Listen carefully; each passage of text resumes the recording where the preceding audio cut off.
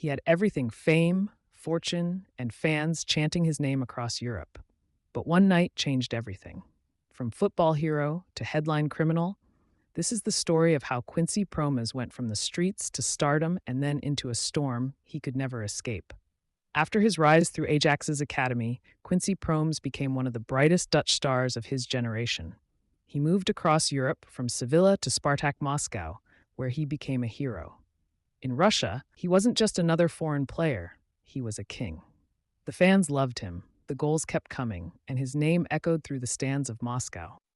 But while his career soared abroad, the shadows from home began to follow him. In 2020, during a family party in the Netherlands, everything changed. A heated argument broke out, and in a moment of rage, Promes allegedly stabbed his own cousin. At first, he denied it. He went back to Russia, scoring goals and smiling for the cameras as if nothing had happened. But behind the scenes, Dutch prosecutors were building their case. In 2023, a Dutch court sentenced him first in absentia to 18 months in prison for the stabbing.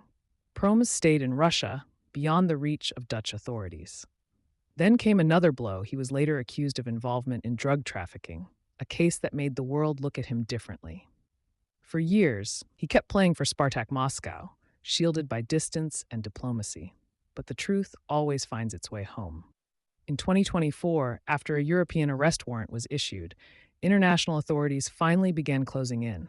The man who once danced past defenders was now trapped not by tackles, but by his own past. His fall wasn't sudden, it was a slow collapse.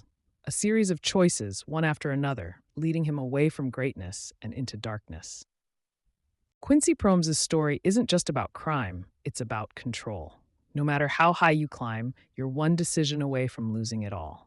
Talent made him a star, but choices defined his legacy. So when life tests your temper, your pride, your patience, remember this story. The real victory isn't in scoring goals, it's in mastering yourself.